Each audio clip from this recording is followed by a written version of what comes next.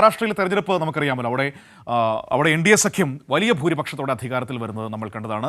India സഖ്യം അവിടെ തകർന്നു പോകുന്നതും കണ്ടതാണ്. പക്ഷേ ഇന്നലെ പുറത്തു വന്ന ചില കണക്കുകൾ, അതായത് അവിടെ പോൾ ചെയ്തതിനേക്കാളും 5 ലക്ഷം വോട്ടുകൾ കൂടുതൽ എണ്ണിയിരിക്കുന്നു എന്ന വിവരങ്ങളാണ് ദ വയർ റിപ്പോർട്ട് ചെയ്യുന്നത്.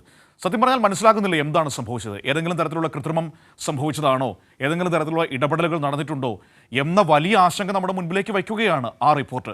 നേരത്തെ തന്നെ ഇലക്ട്രോണിക് വോട്ടിംഗ് മെഷീനിലെ വിശ്വാസ്യതക്കുറവ് പ്രതിപക്ഷം പലതവണ വ്യക്തമാക്കിയതാണ്. കൃത്രിമം നടത്താൻ എളുപ്പമാണ് എന്ന് പലപ്പോഴും റിപ്പോർട്ട് ചെയ്യപ്പെട്ടതാണ്. പക്ഷേ ആ അഭിപ്രായം അത് അംഗീകരിക്കപ്പെടാതെ പോകുന്നതാണ് നമ്മുടെ രാജ്യത്ത് കണ്ടുകൊണ്ടിരിക്കുന്നത്.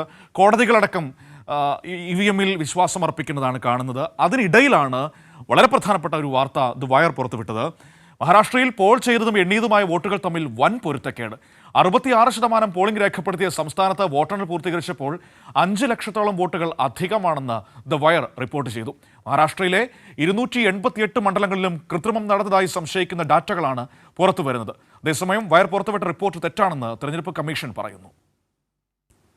മഹാരാഷ്ട്രയിൽ വൻ ഭൂരിപക്ഷത്തിൽ BJP സഖ്യം അധികാരത്തിൽ വന്നതിന് പിന്നാലെയാണ് തെരഞ്ഞെടുപ്പ് പ്രക്രിയയെ സംശയത്തിന്റെ മുൾമുനയിൽ നിർത്തുന്ന ഡേറ്റകൾ പുറത്തുവരുന്നത്. മഹാരാഷ്ട്രയിൽ പോൾ ചെയ്തതിനേക്കാൾ 5 ലക്ഷത്തിലധികം വോട്ടുകൾ എണ്ണിയപ്പോൾ അധികം വന്നുവെന്ന് ദി വയർ റിപ്പോർട്ട് ചെയ്യുന്നു. തെരഞ്ഞെടുപ്പ് കമ്മീഷന്റെ കണക്കുകൾ പ്രകാരം 66.05% മഹാരാഷ്ട്ര നിയമസഭയിലെ പോളിംഗ്. അതായത് 6,40,80,195 വോട്ടുകൾ പോൾ ചെയ്തു. എന്നാൽ എണ്ണപ്പെട്ട വോട്ടുകളുടെ എണ്ണം 6,45,92,508 ഉയർന്നു. 5,04,313 വോട്ടുകൾ അധികമായി.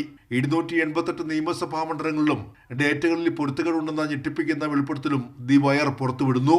8 മണ്ഡലങ്ങളിൽ പോൾ ചെയ്തതിനേക്കാൾ കുറവാണ് എണ്ണിയതെങ്കിൽ 280 മണ്ഡലങ്ങളിൽ വോട്ടുകൾ വർദ്ധിച്ചു.